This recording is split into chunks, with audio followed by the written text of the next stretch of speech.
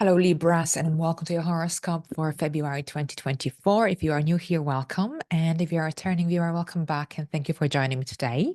So, here today, I'm going to discuss the main astrological events happening in April, and I'll tell you how they will influence your zodiac sign on a deeper level. I follow Western astrology, tropical zodiac, so welcome.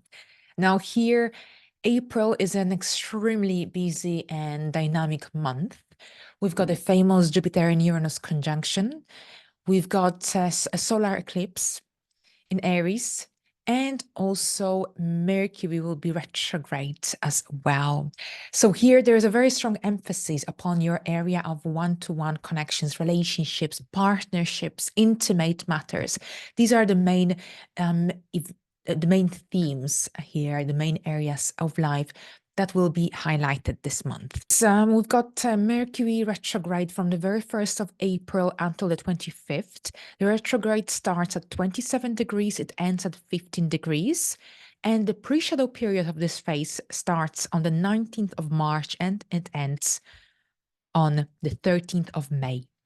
So here, the most important degrees of this retrograde are between the 15th and the 27th degree of Aries or any other cardinal signs, Libra, Capricorn, or Cancer. So have a look if your ascendant or any other placements that you may have, if they are at around, between the 15th and the 27th degree, because this means that you will be especially influenced and oppositions create tension or some tense conversations, discussions between yourself and another person. So it's all about compromise. It's all about trying to meet halfway if possible. So here this retrograde will be in Aries. Aries is a cardinal sign connected to action, dynamic, and fearless energy. Here with Mercury retrograde overall, this is a time when you might be returning to some old projects from the past. You might be reconnecting with people from the past, people you haven't seen for quite some time. But at the same time, Mercury here could also bring some misunderstandings and perhaps lack of clarity when it comes to your close connections, your relationship, your partnerships as well. Perhaps there are some matters or issues that need to be addressed.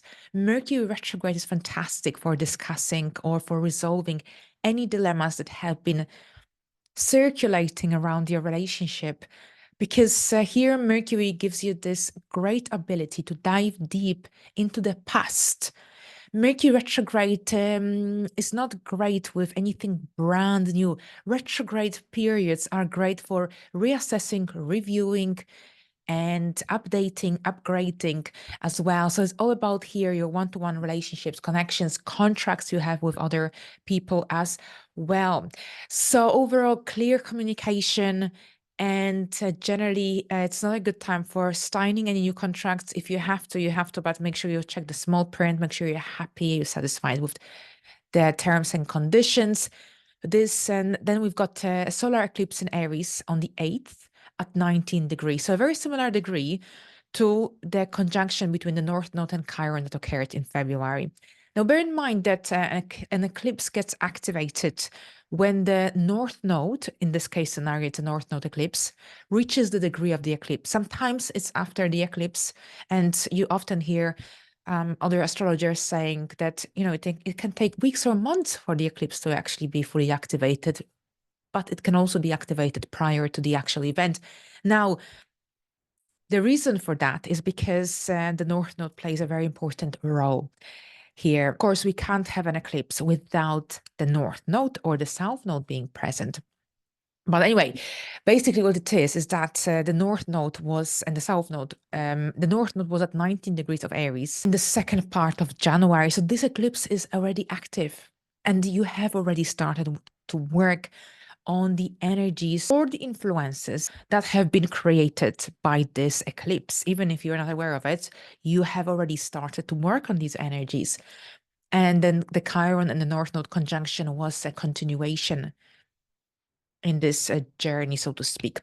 All right, so basically a solar eclipse in your seventh house, it's about a new connection, new relationship. I told you many in the previous videos that for many Libras, this is the end of a major cycle.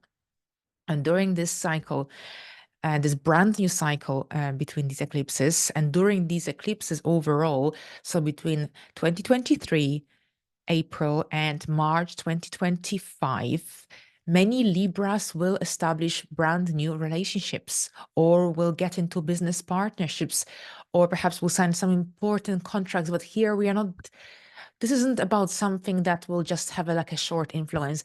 This is something that is a long lasting. This is something that will impact your life for many years to come. So here for you, this is your one-to-one connection. So for some Libras, this could be about a new contract, a new relationship, new partnership. You will see how it plays out in your life, But what it is under that Aries influence, this is when you will want perhaps more independence, more autonomy in these relationships. So it's not so much about codependency, but rather to maintain your individuality in these relationships. Now, if you are already in a solid commitment and you're not going to be starting anything new, then perhaps your existing relationship is moving to the next stage, to the next level. And overall here, again, your attitude towards this relationship might change. So under that Aries influence, perhaps you want more independence, perhaps you have a strong desire to assert yourself and take charge of your personal relationships, professional maybe relationships as well. Now, at this time, of course, Mercury is retrograde, so be clear as you can with your communication and try to stick to the familiar or what you know, at least during the duration of this retrograde. At the same time, we also have Chiron involved in this eclipse. Chiron is conjunct this solar eclipse.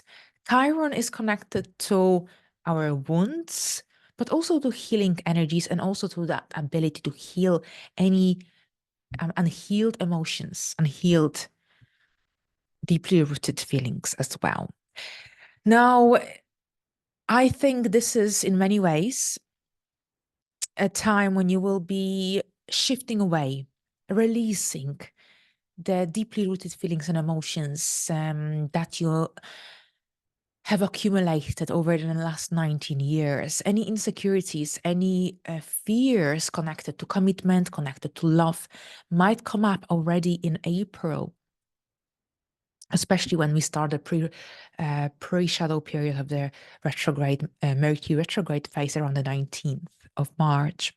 So any fears, any insecurities that come up connected to your ability to connect to others, to form healthy relationships, to form steady commitments, this sort of dynamics could come up.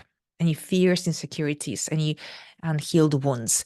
This is a time to face these feelings, face these memories in order to get through them and to release them, in order to move into a much healthier future, in order to form much healthier relationships moving forward. Be honest with yourself and others about your needs, about boundaries, in order to create relationships that truly, truly are nourishing, are supportive, are healthy.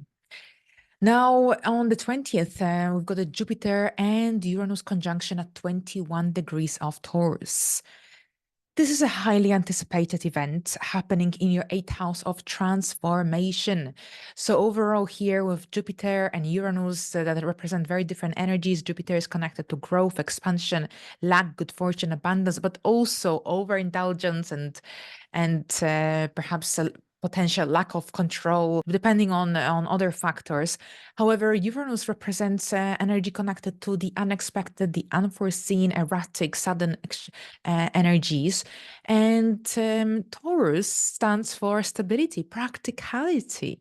So when Jupiter and Uranus meet in your 8th house, you might have this massive desire for freedom, for independence in your partnerships, in your intimate relationships.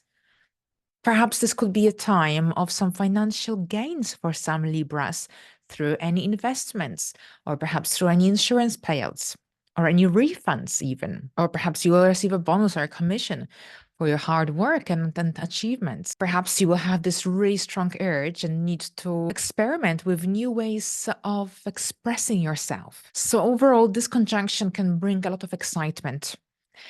And it can help you to free yourself from any emotional baggage that block that ability for transformation, for a healthy transformation and moving forward. This conjunction can also bring some unexpected changes to your financial area. Well, hopefully it's gains and not losses, but also be mindful about your spendings, about any potential risks you want to take, because Mercury is still retrograde at this time. So it's all about more of a cautious approach, because very often with Uranus and Jupiter, we can be so excited that it might be difficult to control our urges. But here with Mercury retrograde, think carefully about any major steps you want to take. If you can, try to delay them until after the 25th of April, at which point Mercury station direct, because this influence is going to last for quite some time. It's not just on the 20th. It would have already been activated around March, and it will last through mid-May. All right, so moving forward, we've got the 23rd of April will bring a full moon in Scorpio at 4 degrees. So this full moon will be in your second house of income finances. This is also the area of self-worth, self-esteem. A full moon brings a matter connected here for you to your financial matter to light. So things become clear, and especially since Mercury is coming to its direct motion 2 days after this full moon is exact. So overall here during this time, you might be dealing with major financial decision. Perhaps this is about making a financial transaction. Perhaps you will be completing a repayment of a certain object you purchased a while ago. Here, full moon could be about a completion, or perhaps you'll be moving to the next stage. Changes to your income are also possible, especially with that Jupiter and Uranus conjunction in your 8th house. I think for some Libras, this is also about your job. Changes to your job, changes to your contract could be very much the case this month with so much activity in your 7th house. This could be about potential change to your contract or a completion of a major project with your client. Now, during this full moon, you will probably want to have a closer look at your financial situation. Financial stability, security is really emphasized around this time. Financial planning and budgeting as well, especially since Mercury is still retrograde. It's a great time for reassessing, for reviewing how you or where you stand financially. What can you do to improve your financial area? As per Scorpio influence, this full moon could also bring some intense feelings, intense emotions, or perhaps some obsessive behavioral patterns to the surface. If you're going to obsess about a certain object, or perhaps if you'll be willing to take risks in the financial sense. When it comes to any objects of desire, try to keep the receipts, because you might change your mind after Mercury stations direct. On a different level here, with any financial risks, decisions you'll be making around this time, potentially, see the pros and cons of a situation you're dealing with and take a more of a slower approach, reassess the situation before you make this major decision, if you will. Some Libras might experience a major shift in their financial area, income situation, because we've got a square to Pluto in the 5th house. If this is connected to your children undergoing major changes in their life, and perhaps they will need your financial support, this could be the case. Perhaps this is about completion of a major project as well, work-related projects. Perhaps you'll be dealing with major deadlines, and something else might come up. So I think it's also about good time management around this time. This could be also about having to confront some deeply rooted fears, emotions, feelings connected to self-expression, or that ability to express yourself really confidently as well. All right, so on the 25th, Mercury will station direct in Aries at 15 degrees in your 7th house of relationships. This is a forward momentum. When a planet stations direct from a retrograde motion, things move forward at a different pace. You regain the clarity that you may have lacked. It's easier to express yourself, especially in one-to-one connections, dealings. But at the same time, if you experience delays when it comes to any contracts or any work with your client, for example, then you will see that things will move on much quicker when Mercury stations direct. You might be also making some important decisions, signing important contracts. Now, be mindful of being too impulsive or too impatient in your communication style, because this can lead to conflicts or potential misunderstandings. All right, so thank you very much, Libras. I wish you a pleasant month. And until the next time, bye for now.